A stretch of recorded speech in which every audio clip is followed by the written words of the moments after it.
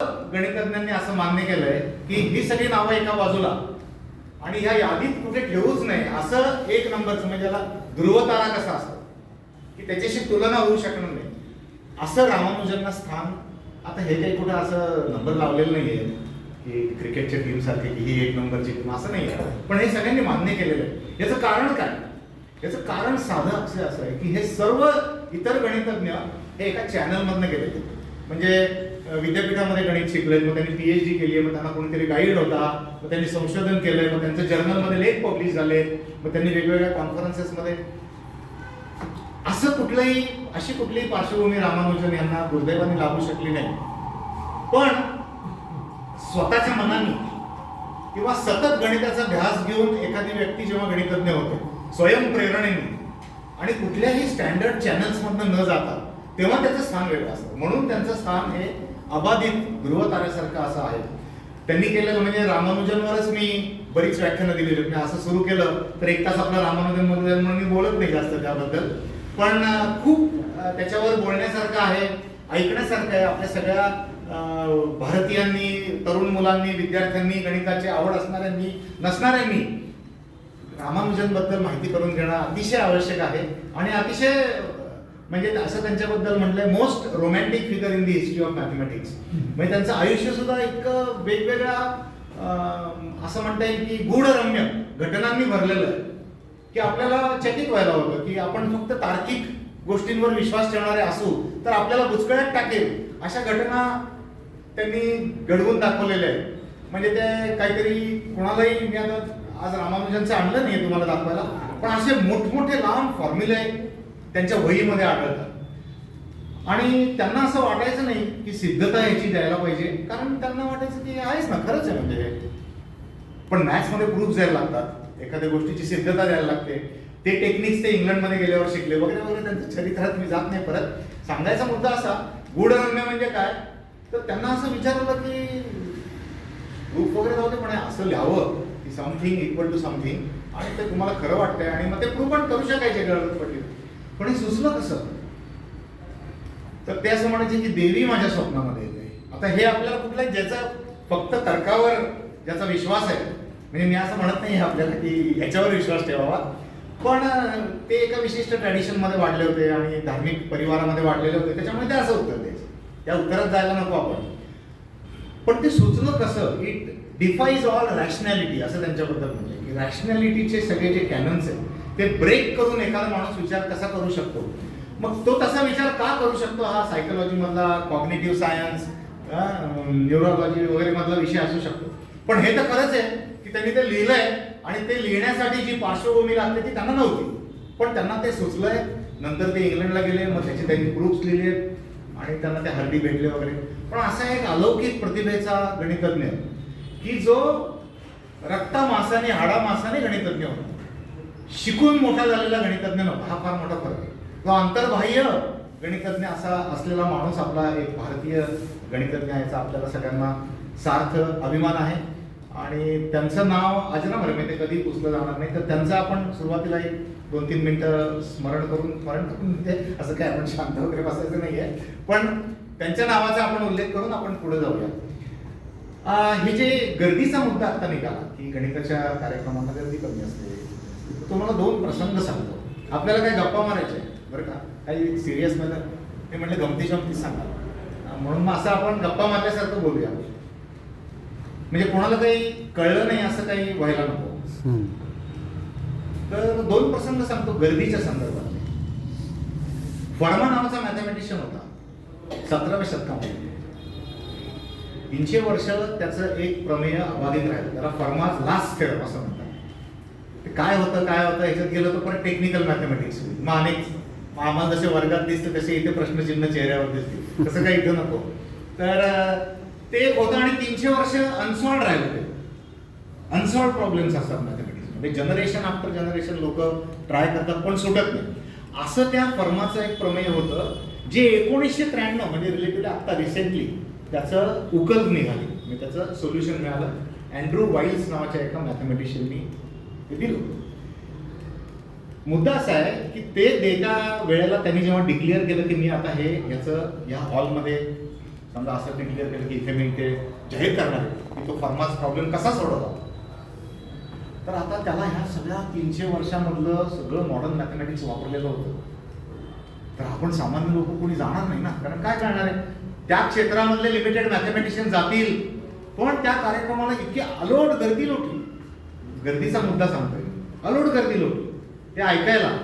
आणि लोक असं म्हणले की आम्हाला कळव न कळव, हा 300 वर्ष अनसॉल्व राहिलेला प्रश्न आहे आणि कोणीतरी गणितज्ञ असा क्लेम करतोय की मी सोडवलेला आहे, तर ही घटना अलौकिक, ही घटना अलौकिक आणि ती घटनेचं आम्हाला साक्षीदार व्हायचं. ज्या समाजामध्ये गणितासारख्या विषयाला लोक आपल्याला कळव न कळव पण आपल्याला जिज्ञासा आहे असं दाखवतात, त्या समाजाची एक बौद्धिक पातळी त्यावरनं ठरत असते. गणित विषयाला, तत्वज्ञान विषयाला, संगीताला असं एक स्थान आहे की समाजाला त्याच्याबद्दल किती आपुलकी आहे, त्याच्यातलं किती ज्ञान करून घ्यावं असं वाटतंय, तो एक मोजमाप असू शकतं, असं एक माझं मत आहे. दुसरा प्रसंग भारतातला आहे, म्हणजे हा भारतातला नव्हता पहिला, हा अमेरिकेतला होता.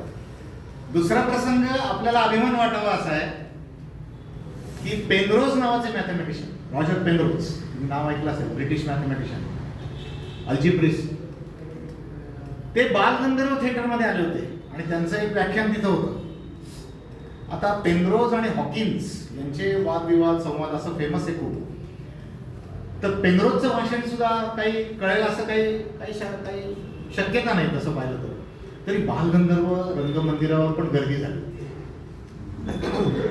कारण 10-12 वर्षापूर्वीची घटना असेल. बालगंधर्व रंगमंदिरामध्ये म्हणजे तिथं जाता येईना आतमध्ये, इतकी गर्दी लोटली. आता ही खरोखरच म्हणजे पुणेकरांचं कौतुकच करायला पाहिजे निश्चित. जसं सवाई गंधर्वला हा म्हणजे 10-20% लोकांना कळत असेल तर, पण आपल्याला म्हणजे गर्दी खूप असते, लोकांना वाटतं आपण ऐकावं, समजून घ्यायचा प्रयत्न करावा, मध्ये जाऊन काही वडा वगैरे खावा, तो भाग वेगळा. पण असं रॉजर पेनरोजच्या कार्यक्रमाला काय जातील लोक, पण गेले होते पुणे, आणि ही अतिशय आनंदाची गोष्ट आहे. तर असं म्हणून मी तुमचं कौतुक केलं की गणिताच्या छोट्या कार्यक्रमात, मी रॉजर पेनरोजही नाही आणि तो अँड्रू व्हायचे नाही, तरी सुद्धा तुम्ही या कार्यक्रमाला आलात याचं निश्चितपणे कौतुक करायला पाहिजे. आता असं का झालं की असं गणिताबद्दलचं जे सार्वत्रिक मध्ये म्हणजे बघा तुम्ही की आपल्या साहित्यामध्ये वगैरे सुद्धा असाच गणिताचा, मी असं म्हणणार नाही हेटाळणीपूर्वक, पण अवघड आणि लांब राहील अशा प्रकारे उल्लेख झाला. म्हणजे इव्हन थोर साहित्यिक काही आता पु ल देशपांड्यांच्या ह्याच्यात सुद्धा ते पालीची वगैरे आता मी पाहिलेलं आसामी मध्ये वगैरे असे आहेत, ते गणिताच्याच लोकांना धरलंय बरोबर त्यांनी की ते किती मीटर पाणी कमी जाईल वगैरे, म्हणजे ते वर्णन अशा प्रकारचं आहे की किती अवघड विषय आहे. किंवा भोलानाथ आणि भोलानाथ उद्या आहे, हा गणिताचा पेपर, मग तो इतिहासाचा म्हणता आला असतं किंवा दुसऱ्या कुठल्या विषयाचाही म्हणता आला असतं, विनय आहे ते रसायनशास्त्राचा म्हणता आला असतं, पण तसं कोण नाही, गणिताचा पेपर म्हणजे मग ठसतं लोकांवर की अवघड आहे गणिताचा पेपर म्हणजे हे एक असं सार्वत्रिक असं एक होऊन गेलेलं आहे की अवघड म्हणजे काय. मी कित्येक डॉक्टर मंडळी पाहिजे बरं, म्हणजे जे खरं म्हणजे निष्णात आहेत, हुशार आहेत किंवा खूप यशस्वी वकील आहेत, इंजिनियर आहेत, मग ओळख झाल्यावर ते म्हणतात गणितामध्ये PhD, अरे वा, आम्हाला नाही गणित जमलं, म्हणजे एक एक अभिमानाची गोष्ट नाही आहे की मला गणित जमलं नाही, पण लोकांना याचाही अभिमान आहे की नाही वा आम्हाला काही गणित जमलं नाही शाळेत असताना. म्हणजे असं एक वलय या विषयाभोवती निर्माण झालं की अवघड विषय आहे आणि हा काही थोड्या लोकांना जमू शकतो. माझं प्रतिपादन या विषयाचं थोडं वेगळं आहे आणि इतके वर्ष गणिताचं अध्यापन केले म्हणून नाही, पहिल्यापासून वेगळं की माझं मत असं आहे की हा सोपा विषय.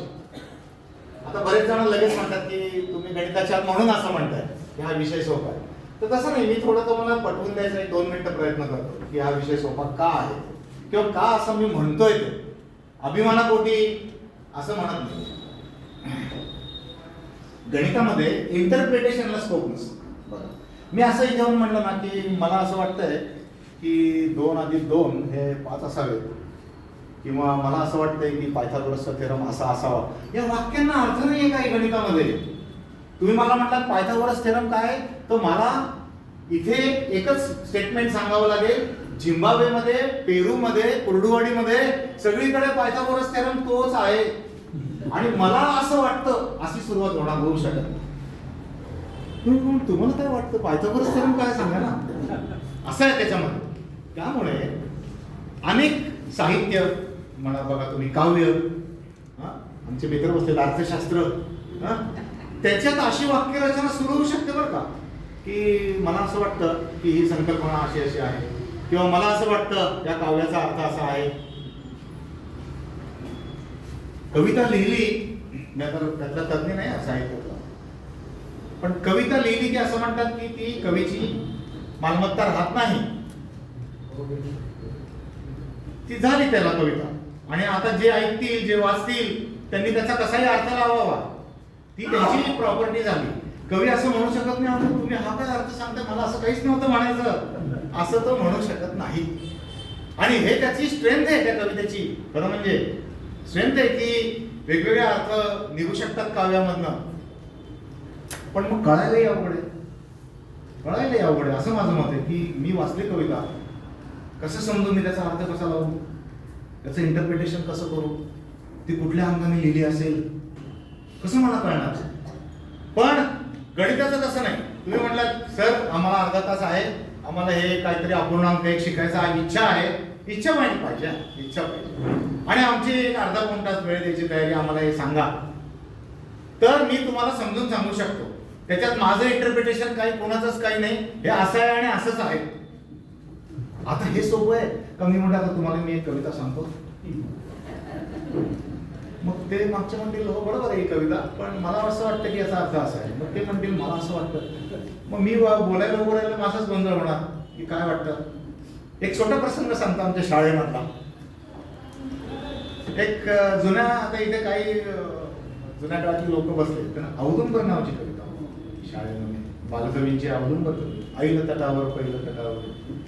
तर ते सगळं वर्णन जे होतं ते औदुंबर वृक्ष एका गावामध्ये आहे आणि त्याच्या भोवती जो निसर्ग आहे त्या निसर्गाचं वर्णन होतं. निळा सावळा झरावा होतो वगैरे असं असतं सगळं वर्णन. तर पुण्यामधल्या अतिशय प्रथित यश अशा उत्तम शाळेमध्ये पूर्वी शिक्षण मी घेतलेलं आहे. तर तिथे औदुंबर कविता बोर्डाच्या परीक्षेला होती 10वीला.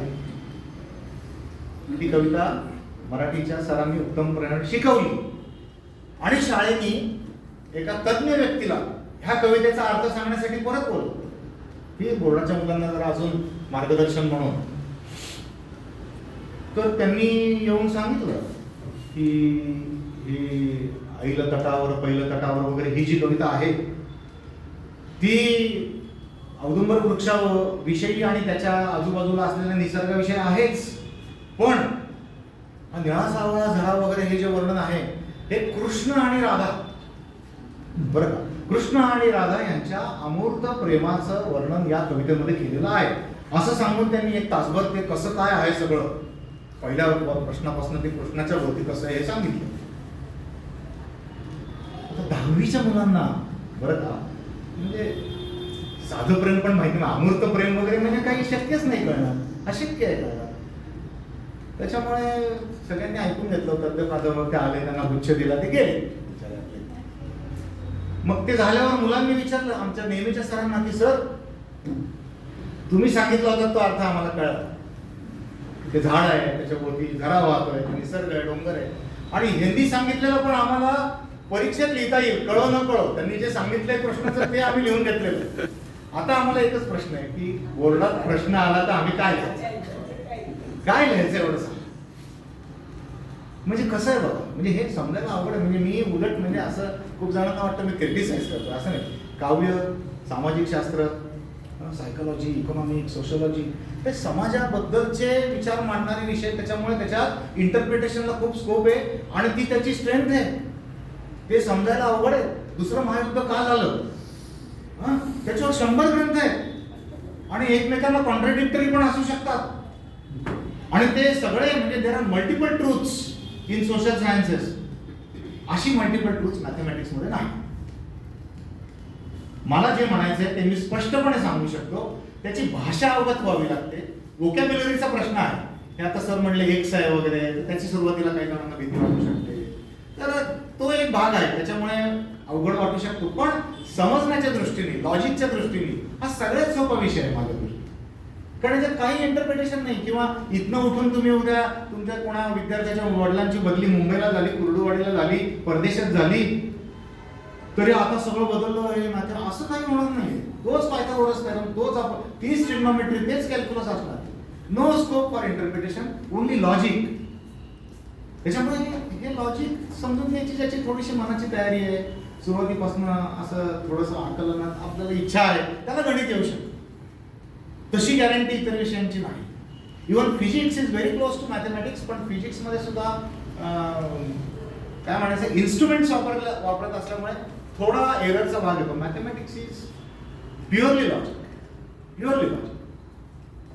म्हणजे असं काही आजूबाजूला प्रत्यक्ष घडतच नाही. आपल्या थॉट प्रोसेसमध्ये मॅथमॅटिक्स घडतं. ते रॉ लॉजिक आहे. आपण लॉजिक अंगीकृत करायची सवय लावली तर काही अडचण नाही. आता थोडंसं आपण गमती जमतींकडे वळू. तर या फर्माचा मगाशी मी उल्लेख केला की ज्याचा फर्माच लास्ट थेरम होता. तर त्याची अशी एक गोष्ट आहे की 300-350 वर्षापूर्वी त्यांनी हे प्रमेय मांडलं आणि त्यांनी ते प्रमेय त्याच्या वहीत लिहिलं. आणि त्या वहीमध्ये त्यांनी असं लिहिलं की margin of this notebook is too small to contain the solution of the problem. म्हणजे याचा अर्थ काय झाला की त्याला सोल्युशन येत होतं, पण तो गेला नाही. तो गेला, वही राहिली. सोल्युशन कुठे वहीमध्ये? तो गेला. मग 300-350 वर्ष प्रश्न अनुत्तरित राहिला. आणि ही वही फक्त राहिली की ज्याच्यामध्ये लोकांना वाटतं की फर्माने सोल्युशन लिहिलं असतं तर बरं झालं असतं, पण नाही लिहिलेलं. मग तो सुटला प्रश्न वगैरे झाला. त्याच्यानंतर ही घटना वापरून हार्डी नावाच्या एका मॅथमॅटिशियनने एक गंमत केली. हार्डी नाव ऐकलं आपण रामानुजनच्या कॉन्टेक्स्टमध्ये काही जणांनी ऐकलं असेल. रामानुजन यांचा मेंटॉर, म्हणजे रामानुजन यांचं नाव जे इतकं मोठं झालं ते कदाचित ते भारतात राहिले असते तर झालं नसतं, असतं नसतं माहिती नाही. पण त्यांना इंग्लंडला नेऊन इथे जे त्यांना परीक्षा पद्धतीमध्ये इंग्लिशमध्ये नापास झाला, संस्कृतमध्ये झाला, गणित चांगलं असून फक्त गणितच करता येईल अशी व्यवस्था भारतात नसल्यामुळे इंग्लंडमध्ये नेऊन त्यांना BA डिग्री, FRS वगैरे सगळं तिथे प्रदान करण्यामध्ये महत्त्वाचा वाटा ज्यांनी उचलला ते हार्डी. आणि त्यांचं अजून एक कौतुक करायला पाहिजे की रामानुजन यांना पब्लिकेशन्स कशाशी खातात, जर्नल्समध्ये लेख पब्लिश कसे करतात वगैरे काही माहीत नसताना सुद्धा यांनी सगळं पाठवलेलं बाळ त्यातलं एक अक्षर सुद्धा न चोरता रामानुजन यांच्या नावावर छापणं, हे त्यांचं फार मोठेपण. ते हे हार्डी त्यांनी या फर्माच्या बाबतीत जे एक गंमत केली फर्माच्या स्टोरीसाठी, तर ते परदेशातमधनं बोटीने येत होते इंग्लंडला हार्डी. तर त्यांनी इंग्लंडला एक तार पाठवून दिली इंग्लंडला की I have solved Riemann hypothesis problem. त्या काळाचा तो पण एक मोठा अनसॉल्व्ड प्रॉब्लेम. आणि सगळे चकित झाले की हार्डीने रिमान हायपोथेसिस सोडवला आणि I will be shortly arriving to England, I have solved the problem. आणि त्यांनी तार पाठवून दिली. म्हणून लोक सगळी त्या बंदरावर सगळी त्यांचं स्वागत करायला आणि हे ते सगळं की हार्डी आले आणि आता रिमान हायपोथेसिस आपल्या. मग ते उतरले शांतपणे आणि सगळं म्हणले हे काय चाललंय? म्हणले का रिमान हायपोथेसिस? ते म्हणले नाही मी नाही सोडवलं काही, असलं काही नाही मी केलं. मग ते म्हणले तुम्ही तार पाठवली? ते म्हणले असं काही नाही, फर्माने कसं लिहिलं होतं ना तसं मी चान्स घेतला की समजा बोर्ड बुडली तर लोक काय म्हणले असते की हार्डीने रिमान हायपोथेसिस सोडवला. त्याच्यामुळे आपल्याला साधारण वाटायला लागलं थकल्यासारखं की डायरीत लिहावं की मी हे केलेलं आहे बरं का, की म्हणजे आपल्या नावावर ते राहायला हरकत नाही की मी हे सोडवलंय, की मी असं म्हणायला हरकत नाही, असं त्याच्यावर हिंट घ्यायला. तर अशा गणितज्ञांच्या खूप गमती जमते. गणितज्ञ ही माणसं असतात शेवटी, कुठलेही शास्त्रज्ञ. गाऊस बद्दलची गोष्ट सांगतोय की गाऊस हे असे मॅथमॅटिशियन आहेत ज्यांना प्रिन्स ऑफ मॅथमॅटिशियन्स म्हणतात. प्रिन्स ऑफ मॅथमॅटिशियन्स म्हणजे आपण म्हटलं बघाशी की रामानुजन एका बाजूला ध्रुव ताऱ्यासारखे, पण दुसरी लिस्ट लिहिली जी स्टँडर्ड कॅनन्स मधनं जे मॅथमॅटिशियन झाले त्यांच्यामध्ये गाऊस यांचं स्थान सगळ्यात वरचं आहे. German mathematician Gauss. ते वयाच्या 5व्या वर्षापासूनच मॅथमॅटिक्स करायला त्यांनी सुरुवात केली, म्हणजे त्याला चाइल्ड प्रोडिजी म्हणतात. आणि ते 80 वर्षापर्यंत गणिताचा अभ्यास करत राहिले. त्यामुळे नॅचरली त्यांच्या नावावर प्रचंड मोठं संशोधन आहे. अनेक शाखांमध्ये. तर त्यांची शाळेतली स्टोरी सगळ्यांना माहिती असेल की एक म्हणजे शाळांमध्ये कसं असतं की शिक्षक जर बिझी असतील तर ते काहीतरी काम देतात मुलांना, फी गोळा करायची, पावत्या करायच्या, तर सांगतात की सगळे एक आकडे लिहा. तसं त्या गाऊसचे जे टीचर होते त्यांनी असं सांगितलं की 1 ते 100 आकड्यांची बेरीज करा आणि ती बेरीज लिहून मला सांगा, तो पण म्हणजे यांना वेळ मिळेल. तर ते गाऊस यांनी लगेचच हात वगैरे लगेच हात. त्यांना विचारलं शिक्षकांनी की 1 अधिक 2 3, 3 अधिक 3 6, 6 आणि 4 10, असं 100 पर्यंत बेरीज करायला म्हणजे एवढं कसं लवकर झालं. म्हणजे आपण जे मराठीत म्हणतो की बाळाचे पाय पाळण्यात दिसतात, तशा प्रकारची ही स्टोरी आहे की त्यांनी सांगितलं की 1 अधिक 2 3, 3 अधिक 3 6 अशी बेरीज करायची ऐवजी 1 अधिक 99 100, 2 अधिक 98 100 अशा पेयर्स घ्यायच्या आणि त्या पेयर्स 50 पेयर्स होतील अशी भागाकार करून लगेच उत्तर येतं. म्हणजे ही नवीन पद्धत त्या मुलाला त्या क्षणी सुचणं, याच्यात त्या गणितज्ञांचे मग पुढे त्यांनी खूप 15व्या वर्षीच फोरियर सिरीजमध्ये थेरम्स प्रूव्ह केले, 16-17व्या वर्षी फंडामेंटल थेरम ऑफ अल्जेब्राचं प्रूव्ह दिलं. असे खूप मोठे पराक्रम त्यांच्या नावावर आहे. असं प्रचंड मोठं गणिती कर्तृत्व असलेला माणूस म्हणून चांगला असतो असे पण या गाऊस बद्दलच असे की त्यांचे जे PhDचे विद्यार्थी असायचे ते वैतागून जायचे, कारण ते मुलांना सांगायचे बघ तुला जमतंय का एखादा प्रॉब्लेम करायला. मग त्यांनी ट्राय केला 6 महिने वर्ष, आणि त्यांचे विद्यार्थी सुद्धा कोण, रिमान, डेडेकिन, कॅन्टर, त्यांनी काहीतरी करून आणलं की ते गाऊस असं ड्रॉवर पडायचे आणि ते म्हणायचे हे केलं का तू, हे बघ मी 4 महिन्यापूर्वीच केलंय, आता दुसरं काहीतरी करून. असं विद्यार्थ्यांना जरा थोडंसं, किंवा रिमान म्हणून फार मोठा मॅथमॅटिशियन, फार मोठा, की काही जण म्हणतात he surpass Gauss in some fields, maybe in geometry. तर त्याला नोकरी मिळत नव्हती, इतकी त्याची अवस्था. तर गाऊस एके ठिकाणी त्याचे म्हणजे त्याला नोकरीसाठी जॉब देण्यासाठी जो टॉप देतात त्याचे एक्झामिनर होते.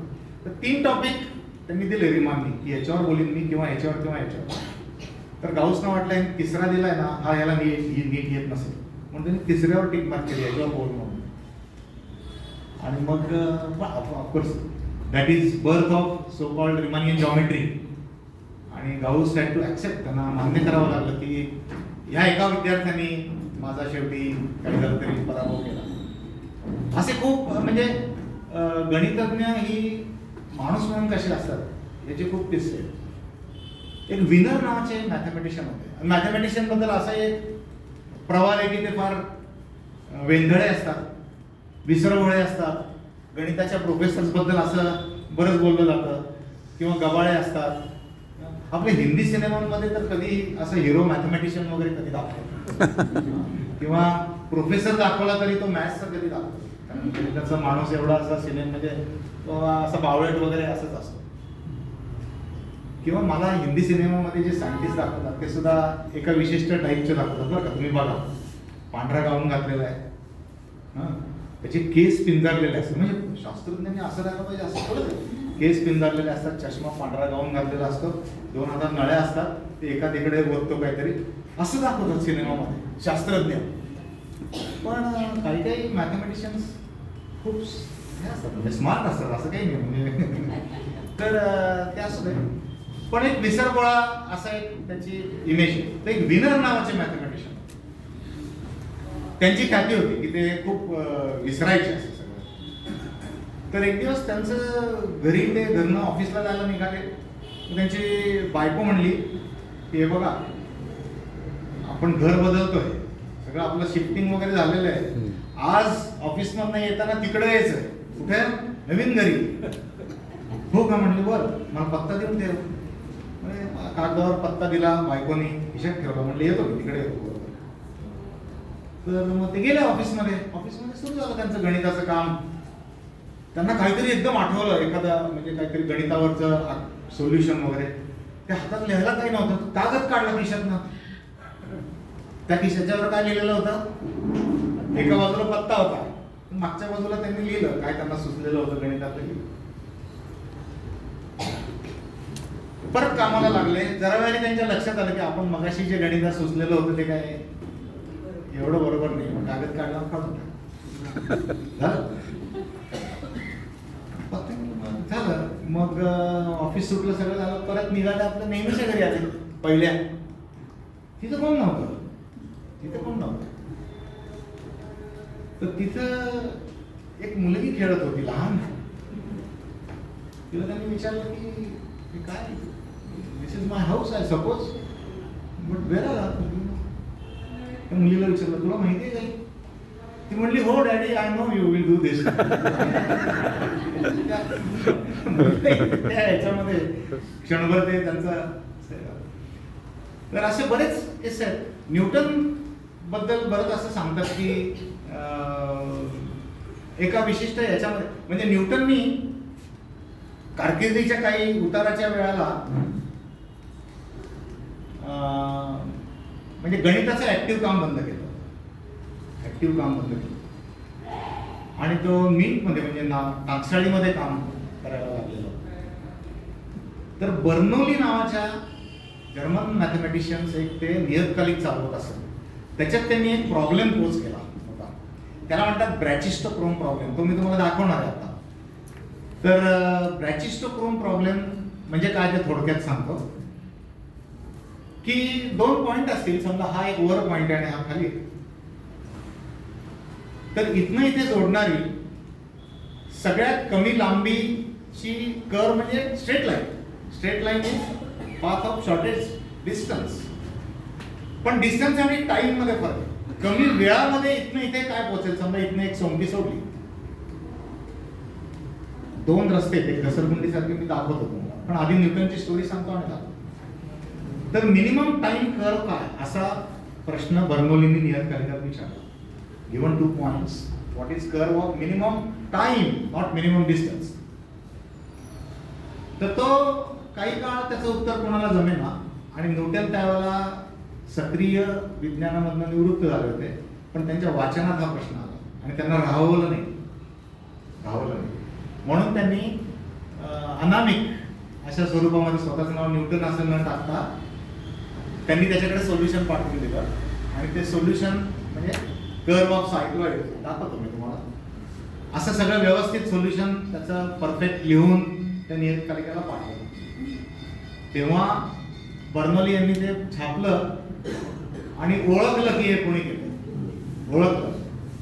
आणि तेव्हा त्यांचं वाक्य असं आहे की जेव्हा सिंह हा चालत जातो तेव्हा त्याच्या पावलाचे ठसे उमटलेले सगळ्यांना कळतात. कितीही लपवायचा प्रयत्न केला तरी. अशी न्यूटन बद्दलच्या आख्यायिका. आता हे मी तुम्हाला सांगितलंय ते 2 मिनिटात दाखवलं.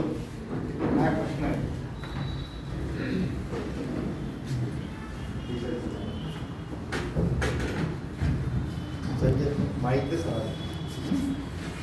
माहीत नाही लागणार. अहो सर एसपी कॉलेजमध्ये प्रचंड हाईट असलेले लिहायला माहिती आहे. 150-200 मॅडम पण आलेले आहेत. त्यामुळे माहीत नाही लागत. हे बघा हा एक पॉइंट आहे असं जरा आणि हा दुसरा पॉइंट आहे. दिसतंय सगळ्यांना? असं दिसतंय ना? असं अडवून बरं आहे. बरोबर आहे. बरं. आता इथे या 2 सोंगट्या आहेत बरोबर. तर इथनं इथे जायचंय आपल्याला. तर डिस्टन्स कॅल्क्युलेट केलं या 2 पॉइंट. हा सध्या आता 2 सोंगट्या सोडायच्या आहेत म्हणून. आता हा 1 पॉइंट आहे आणि हा 1 पॉइंट आहे असं झालं. तर या 2 पॉइंट्स मधलं मिनिमम डिस्टन्स म्हणजे स्ट्रेट लाईन आहे डिस्टन्स. पण आपल्याला यातली कुठली सोंगटी लवकर पोहोचेल म्हणजे मिनिमम टाइम हे बघायचं. हा बघा आता याची जादू काही नाही बरं का. कुठली गेली? पिवळी का? पिवळी स्ट्रेट लाईन वरची नाहीये. परत एकदा बघा. पिवळी स्ट्रेट लाईन वरची नाही.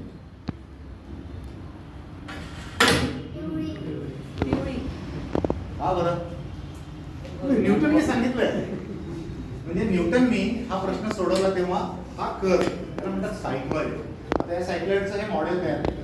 ही स्ट्रेट लाईन आहे आणि मिनिमम डिस्टन्स कर्व आणि मिनिमम टाइम कर्व याच्यातला फरक या मॉडेलवरनं आपल्याला कळतो. याला म्हणतात ब्रॅचिस्टोक्रोम प्रॉब्लेम. आणि हा कर्व जो आहे तो विशिष्ट आहे, याचं इक्वेशन वगैरे असं लिहिता येतं. पण आज आपण ठरवलं की तांत्रिक गणित लिहायचं नाही आणि कुणाच्या चेहऱ्यावर काही प्रश्नचिन्ह असू नये. परत कॉस थिटा साइन थिटा वगैरे असं काही आलं की परत ते सगळं ते आपण वेगळं पाहिजे तर नंतर भेटता येईल. पण हा कळला का प्रश्न? तर याला म्हणतात ब्रॅचिस्टोक्रोम प्रॉब्लेम.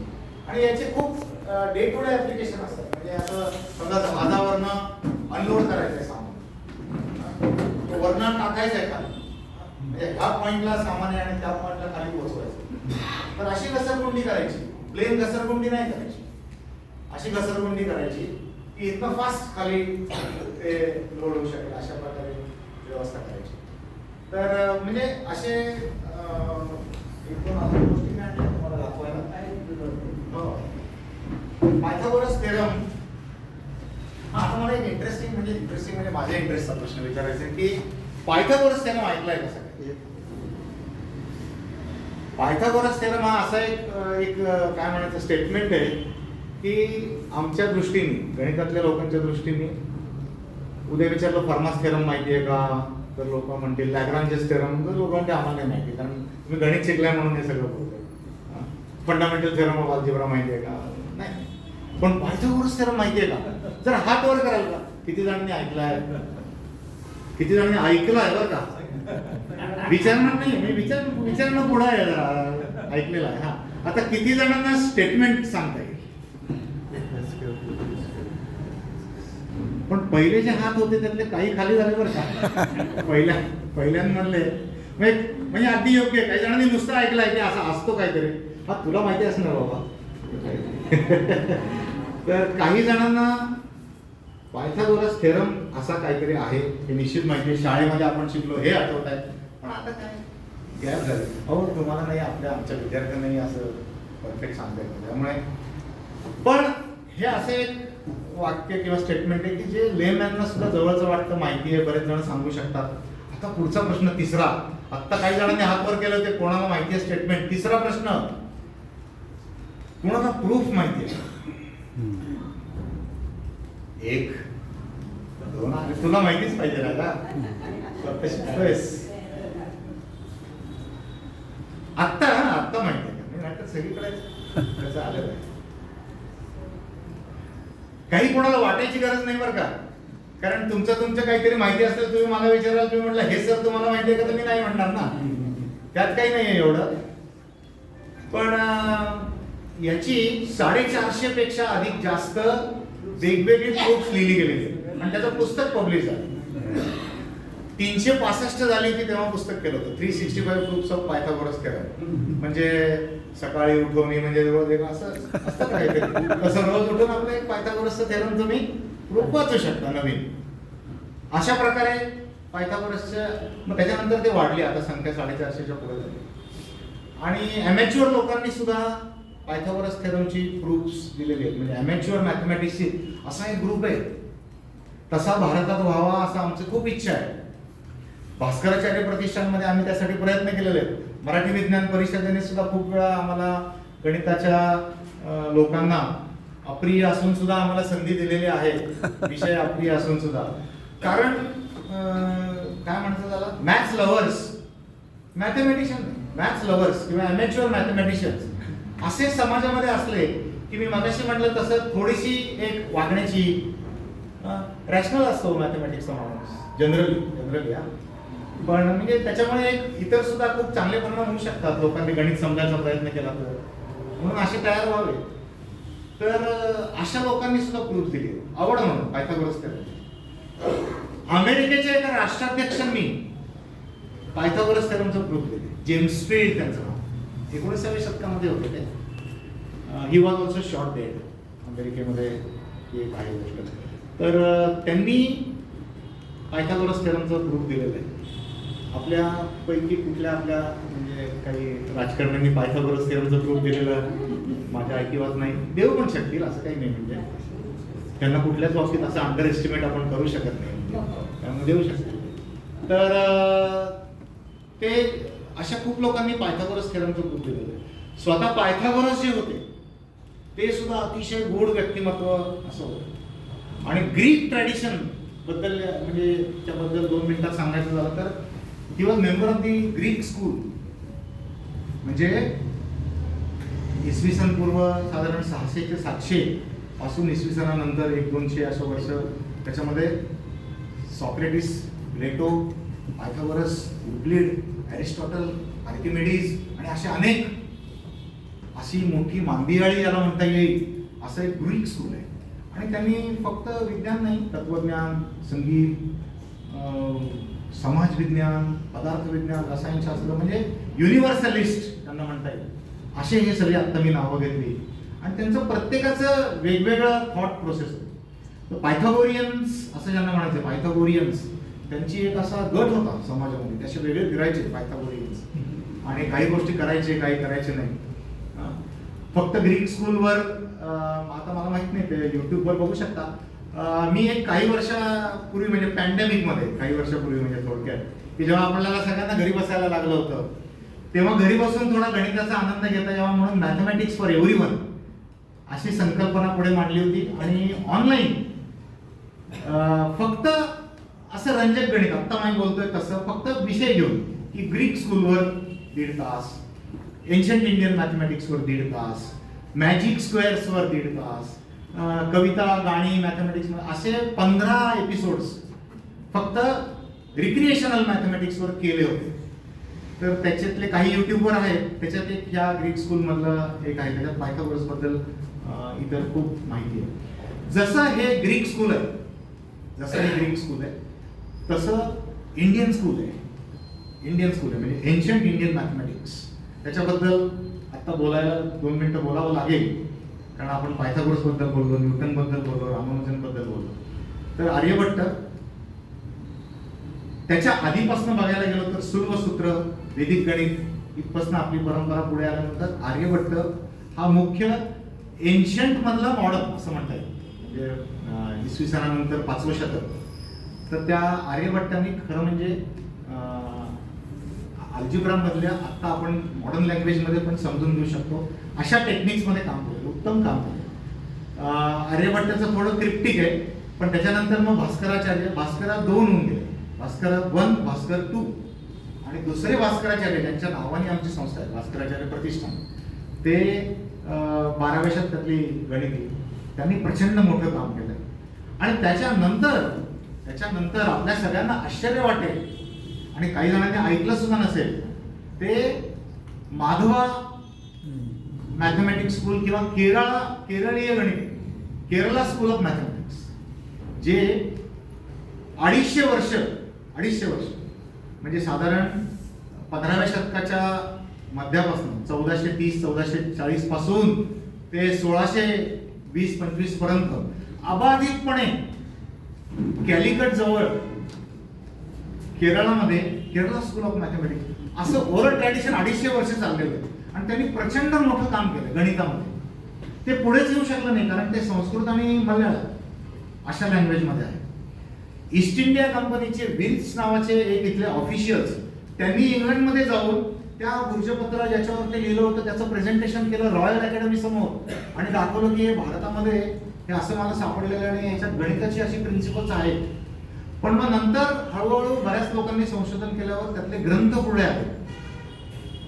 तंत्रसंग्रह आणि युक्तिभाषा असे 2 प्रमुख ग्रंथ या केरला स्कूल मधले आहेत. आणि त्याच्यामध्ये बऱ्याचशा मॉडर्न मॅथमॅटिक्स मधली बीज आहेत.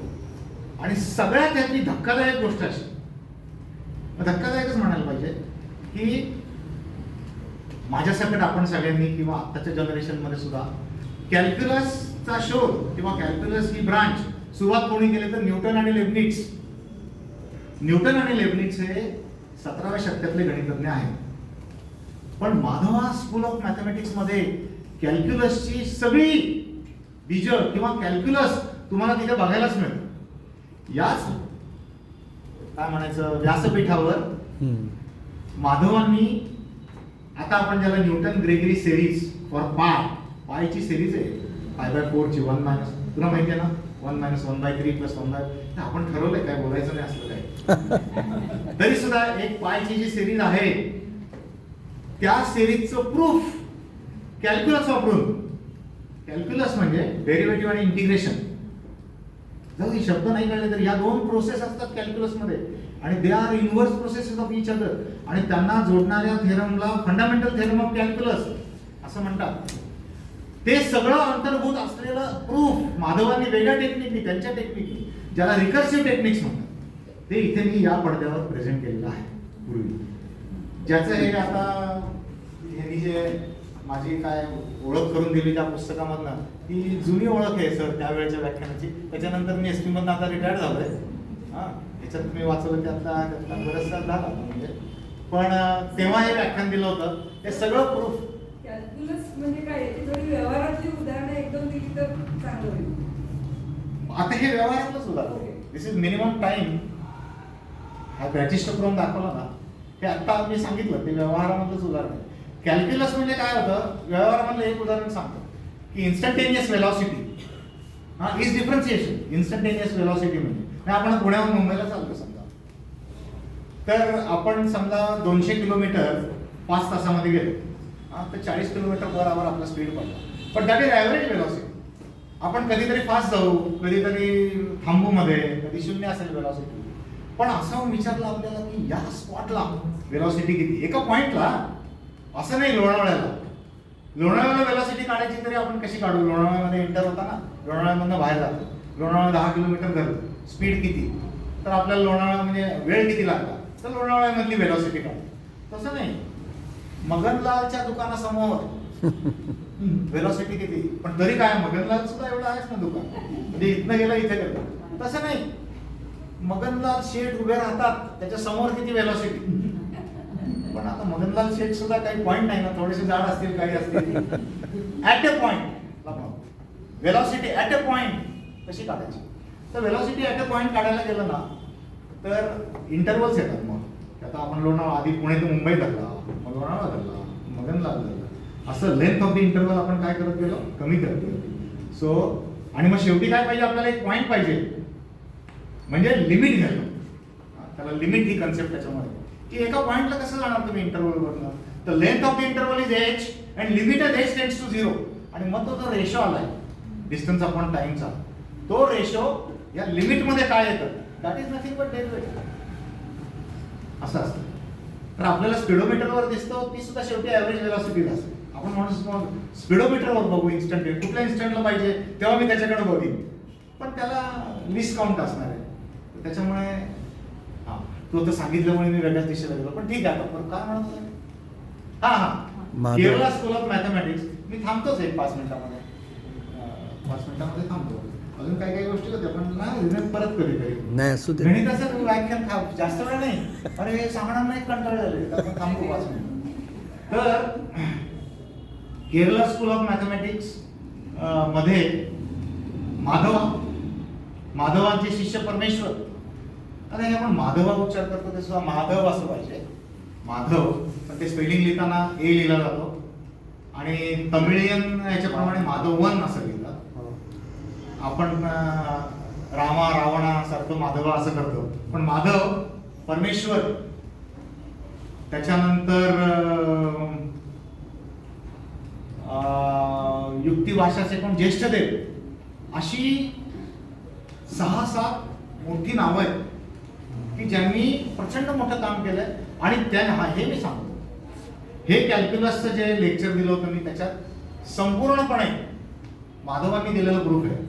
आणि प्रूफ त्यांचं माधवांचं दिलंय आणि त्याच्यात कॅल्क्युलस कसं आहे हे याच्यात दाखवलंय. आणि हे कधीच आहे, हे मॅथमॅटिक्स कधीच आहे माधवांचं, म्हणजे 15व्या शतकातलं आहे. आणि न्यूटन कधी होते, म्हणून मी धक्कादायक असं म्हणतो.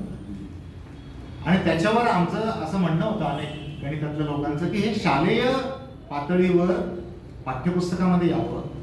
कारण शेवटी सगळीकडे पसरलं कशामुळे जातं की मुलं पुस्तकात नाही शिकतात की न्यूटन आणि लेबनिट्झ यांनी गणिताचं हे केलं वगैरे. त्याच्याऐवजी कुठेतरी हे आलं की माधवांच्या गणितामध्ये कॅल्क्युलसची बीजं आहेत, अशा प्रकारे कॅल्क्युलस आहे. हे प्रूफ जेव्हा पहिल्यांदा येईल, हे असतं π/4चं प्रूफ TYला वगैरे सिलेबसमध्ये, त्या सिलेबसमध्ये उल्लेख करावा की हे प्रूफ माधवांनी दिलेलं आहे. तर त्याच्यामुळे ही खूप मोठी ट्रॅडिशन. तसंच ब्रह्मगुप्तांनी दिलेल्या गणितावर प्रचंड आता संशोधन झालं आणि मॉडर्न मॅथमॅटिक्स मधल्या अनेक गोष्टी अल्जेब्रा मधल्या या ब्रह्मगुप्तांनी मांडलेल्या आहेत असं आता लोक दाखवून द्यायला. त्याच्यामुळे आपल्याला खूप मोठी ट्रॅडिशन आहे, रिच ट्रॅडिशन आहे आणि ती रामानुजनपर्यंत येते. त्याच्यानंतर जे अगदी पोस्ट मॉडर्न म्हणजे मॉडर्न एराला म्हणते त्यात सुद्धा खूप मोठमोठे मॅथमॅटिशियन आहेत. फिल्ड्स मेडलची माहिती सांगतो आणि मी थांबतो कारण तिथे आपण मॉडर्न मॅथमॅटिक्स कडे येतो. नोबेल प्राइज गणिताला नाहीये. नोबेल प्राइज तुम्ही ऐकलं नसेल की गणितात कोणाला नोबेल प्राइज मिळाला. तर त्याच्या खूप रंजक अशा कहाण्या आहेत की गणिताला नोबेल प्राइज का तुम्हाला माहिती आहे काय? ते चालेल का नेमकं चांगलं बरोबर. शेवटा त्याच्यात बऱ्याच गोष्टी आहेत पण ते आता मी दाखवत नाही आपल्याला वेळ नसल्यामुळे. खूप कविता वगैरे आहेत गणिताच्या. गणिताच्या कविता आहेत, गणिताच्या गोष्टी आहेत, गणिताच्या जोक्स आहेत, गणितज्ञांनी केलेले गणितावरचे असे बरंच मटेरियल. कधीतरी माझं तुम्हाला निमंत्रण आहे भास्कराचार्य प्रतिष्ठानमध्ये. ज्यांनी आवड असेल त्यांनी या. आपण असं एखादं चांगलं अजून काहीतरी गणिताचं करू शकतो. कुठे भास्कराचार्य सांगतो सांग. तर काय सांगत होतो? हा नोबेल. तर नोबेल यांच्या पत्नीला कोणीतरी पळवलं दुसऱ्या मॅथमॅटिशियननी अशी आख्यायिका आहे. मिटॅग नावाच्या मॅथमॅटिशियननी पळवलं किंवा ती पळवली काय आता असेल. पण मग त्यांच्या मना अशी आख्यायिका आहे म्हणून त्यांनी नोबेल प्राइज अवॉर्ड करताना मॅथ्स शक्यच नाही. गणितज्ञांना प्राइज मिळता कामा नये असा दृष्टिकोन घेतला असा. पण या स्टोरीवर काही तेवढा विश्वास ठेवायचं काही कारण नाही. कदाचित कल्पनाला माहिती असेल का नाही ते कारण अप्लाइड सायन्सेसना कदाचित असेल पण इकॉनॉमिक्सला आहे, बाकी शांततेचं आहे असं आहे पण गणिताला नोबेल प्राइज नाही. आणि फिल्ड्स मेडल नावाचं सर्वोच्च अवॉर्ड आहे गणितामध्ये फिल्ड्स मेडल. पण ते नोबेल पारितोषिकपेक्षाही थोडंफार अवघड आहे कारण ते वयाच्या 40व्या वर्षापर्यंतच मिळतं. 40 वर्ष तुम्ही पार केली नंतर कितीही मोठं काम करा तुम्हाला फिल्ड्स मेडल मिळू शकत नाही. त्याच्यामुळे मी कॉलेजमध्ये शिकवताना गमतीने मुलांना सांगायचं एका ठराविक वर्ष माझी झाल्यावर आता मला मिळणार नाहीये पण तुम्ही ट्राय करू शकता. म्हणजे कधीच मिळालं नसतं किंवा अजून कुठल्याच भारतीयाला मिळालं नाहीये. फक्त मंजूर भार्गव नावाचे जे गणितज्ञ आहेत ते सध्या कार्यरत आहेत. त्यांना ते पारितोषिक मिळालं. ते भारतीय वंशाचे अमेरिकेतले mathematician. He is of Indian origin पण निदान तेवढं तरी त्यांना मिळालेलं आहे. आणि दर 4 वर्षांनी हे फिल्ड्स मेडल दिलं जातं. इंटरनॅशनल काँग्रेस ऑफ मॅथमॅटिशियन्स अशा समारोहामध्ये हे फिल्ड्स मेडल दिलं जातं. तर सध्याचे जे जगातले सर्वोत्कृष्ट गणितज्ञ समजले जातात टेरेन्स टावर, रोहित बरोबर आहे ना? Terence Tao is one of the leading mathematicians. काही फार असं म्हणजे तज्ज्ञ मंडळी इथं आलेली आहेत. त्याच्यामध्ये एक रोहित जोशी आहे. रोहित जोशी जरा 1 मिनिट उभं राहता का? रोहित जोशी यांच्याबद्दल विशेष मी तुम्हाला सांगतो की म्हणजे 2 मिनिटात सांगतोय. फिल्ड्स मेडलची स्टोरी झाल्यावर रोहित जोशींबद्दल सांगतो आणि मग थांबतो. खरंच थांबतो. तुम्हाला वाटेल म्हणतात पण काय नाही. मी 2-3 म्हणलो थांबलो पण थांबत नाही. मी पुण्याचा आहे शेवटी म्हणजे. तर फिल्ड्स मेडल हे इंटरनॅशनल काँग्रेस ऑफ मॅथमॅटिशियन मध्ये दिलं जातं. हे टेरेन्स टाव म्हणून जे त्यांना 2006 साली फिल्ड्स मेडल मिळालं. At that time he was less than 40. त्यावेळेला मला तिथं जायची संधी आणि तो फिल्ड्स मेडल प्रदान करताना बघायची संधी मिळाली. आणि त्याचबरोबर अजून एक अतिशय विलक्षण गोष्ट बघायला मिळाली. पेरेलमन नावाचे रशियन मॅथमॅटिशियन ज्यांना पण फिल्ड्स मेडल अवॉर्ड झालं होतं त्यांनी पत्र पाठवून कळवलं होतं की I don't want to accept the fields. म्हणजे इतकं मोठं प्रचंड मोठं अवॉर्ड. पेरेलमन आले तर नव्हतेच पण त्यांनी पत्र पाठवलं होतं आणि त्यांनी पत्रामध्ये वाचून दाखवायला सांगितलं होतं आणि त्याच्यात असं म्हटलं होतं की हे अवॉर्ड्स वगैरे याच्यामध्ये मला इंटरेस्ट नाही आणि in general the community may not be that honest. त्यांनी त्यांची आता काय माहीत नाही कशामुळे असं सांगितलं होतं की I want to just do my work, I don't want any. आणि इतकं विलक्षण म्हणजे फार प्रचंड मोठं काम केलं होतं म्हणून तर फिल्ड्स मेडल मिळालं. म्हणजे पॉइंकारी कंजेक्चर सॉल्व्ह केलं त्यांनी. तर त्याच्यानंतर ही लेफ्ट मॅथमॅटिक्स. आणि असं म्हणतात की काही नाही, मग त्याने कुठलं तरी दुकान काढलं होतं. ते म्हणले कशासाठी मी मॅथमॅटिक्सचाच अभ्यास करावा असं कोणी सांगितलं. मला वाटलं मी एन्जॉय केलं, हायेस्ट लेवलचं काम केलं, कशाला मला काय अवॉर्ड वगैरे पाहिजे. मी माझ्या आनंदासाठी करतोय, मला मिळाला तर मी काहीतरी करीन. काय नाही, भाजी मी देईन, काय बिघडलं. असं असं काय म्हणायचं, साधारणपणे विचारसरणी अशी असते की आपण प्रगती करत जावं, नाही ते योग्यच आहे. पण काही विलक्षण अशा व्यक्ती असतात, तर तेही मला ते पाहायला मिळालं तिथे. बेरलमन आणि एका बाजूला हा टेरेन्स टाऊ असतो. Terence Tao one of the greatest mathematician. तसं ते मंजूर भार्गवांना मिळालं, मला वाटतं 4 वर्षापूर्वी त्यांना ते इंडियन ओरिजिनचे. आता शालेय म्हणजे 12वीच्या मुलांपर्यंत गणितातली सगळ्यात जगातली अवघड परीक्षा, सगळ्यात, ती इंटरनॅशनल मॅथमॅटिक्स ऑलिम्पियाड. सुदैवाने मला गेले 30 वर्ष इंटरनॅशनल मॅथमॅटिक्स ऑलिम्पियाडचा ट्रेनर म्हणून काम करायची संधी मिळाली. म्हणजे आपली जी इंडियन टीम जाते त्याच्यासाठी एक कॅम्प भरतो, त्याला म्हणतात IMO ट्रेनिंग कॅम्प. तर त्या ट्रेनिंग कॅम्पमध्ये भारतातले 30 म्हणजे वेगवेगळ्या चाचण्यांमधनं, रिजनल, नॅशनल, सगळ्या भारतातनं 30 प्रज्ञावान मुलांची निवड होते. आणि त्या 1 महिन्याच्या कॅम्पमधनं 6 मुलांची इंडियन टीम निवडतात आणि ती टीम इंटरनॅशनल स्पर्धेसाठी पाठवतात, ज्याच्यामध्ये आता 100 देश, आणि 70 होते 80 होते, आता 100च्या वर देश भाग घेतात. आणि त्याचं मी एकच सांगतो की किती टफ असते. आता मी समजा 30 वर्ष कोचिंग करतो किंवा तेव्हा खूप जास्त ऍक्टिव्ह होतो, वयाने पण यंग होतो, तरी सुद्धा तो पेपर कसा असतो की 4 प्रॉब्लेम बरोबर, 3 प्रॉब्लेम. पहिल्या दिवशी 3, पहिल्या दिवशी 3, दुसऱ्या दिवशी 3 आणि 4 तास, 4.5 तास पहिल्या दिवशी, 4.5 तास दुसऱ्या दिवशी, 3 प्रॉब्लेम पहिल्या दिवशी, 3 प्रॉब्लेम दुसऱ्या दिवशी. एवढ्या वेळात ते टॅकल करायचे. तर जे ट्रेनर आहेत समजा माझ्यासारखे, माझ्यापेक्षा काही चांगले आहेत, त्यांना वेळ कमी लागेल, पण काही वेळेला महिनोन महिने एकही गणित सुटत नाही ट्रेनर्सना.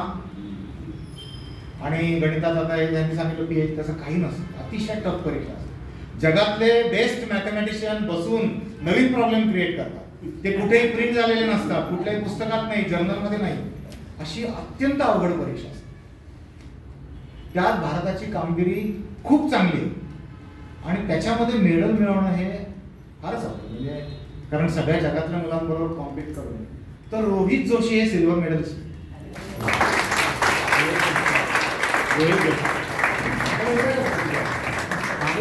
किती साल रोहित? पुढे प्लीज.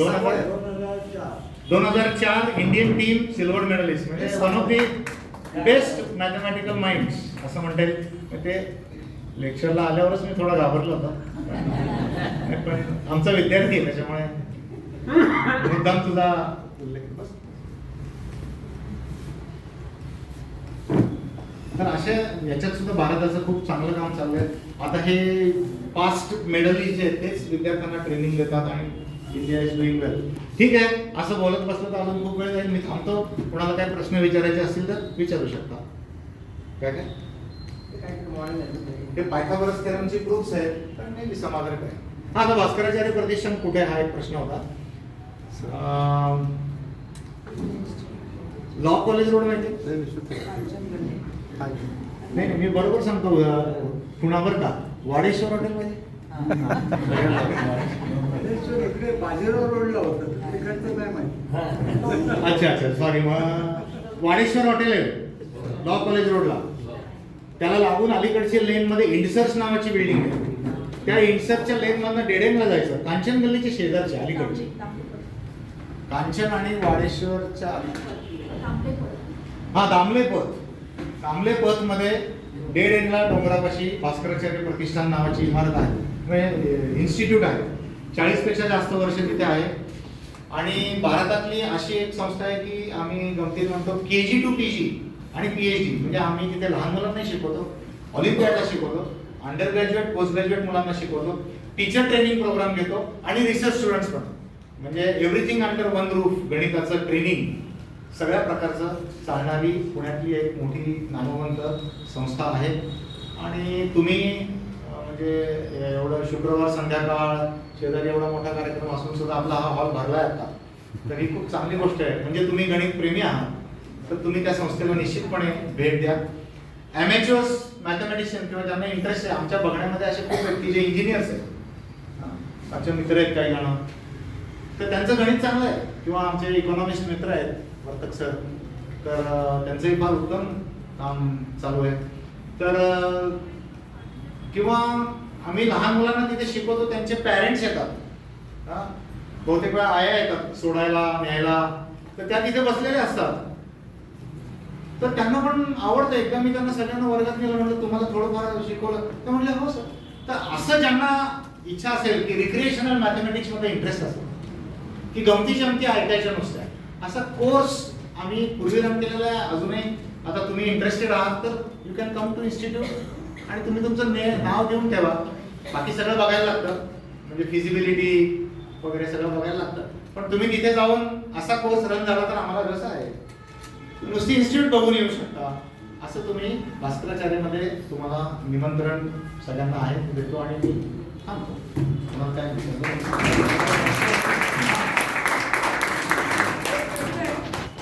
एक प्रश्न. हो हो बोला.